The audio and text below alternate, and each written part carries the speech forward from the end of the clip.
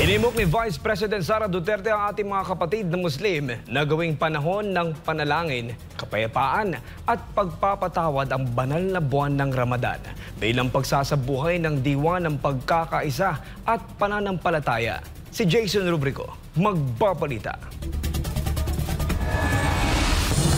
Opisyal na ang nagsimula nitong linggo ang banal na buwan ng Ramadan, isang mahalagang panahon ng pag-aayuno at pananalangin para sa ating mga kababayang Muslim.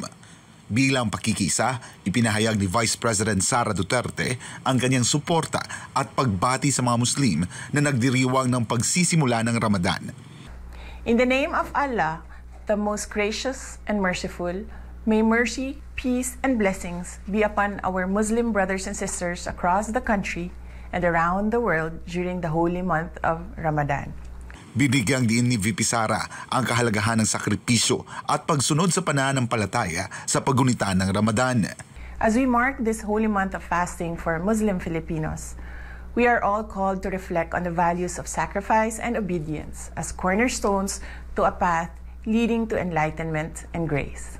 Hinimok din niya ang ating mga kapatid na Muslim na gawing pagkakataon ng banal na buwan ng Ramadan upang taimtim na ipanalangin ang kapayapaan, pagkakasundo at pagpapatawad na siyang susi sa mas matibay na pagkakaisa ng bayan.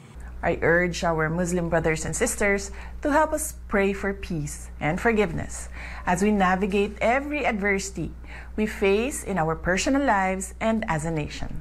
Aniya, naway magsilbing ilaw at gabay sa ating mga kapatid na Muslim ang diwa ng Ramadan at naway magbigay inspirasyon ito sa kanilang panalangin, pagninilay-nilay at pagpapalalim ng pananampalataya.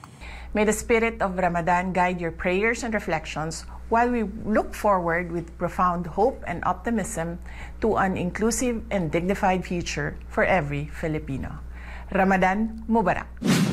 Sa patuloy na paggunita ng banal na buwan ng Ramadan, muling nanawagan si Vice President Sara Duterte sa ating mga kapatid na Muslim na ipanalangin ang kapayapaan, pagkakaisa at pagpapatawad, hindi lamang para sa kanilang sarili, kundi para rin sa buong bansa. Sa panahon ng pananalangin, sakripisyo at pagninilay, ipinapaabot ni VP Sara ang kanyang taus-pusong pakikisa, hangad ang isang mapayapa, pinagpala at makahulugang Ramadan para sa lahat ng Muslim sa Pilipinas at sa buong mundo.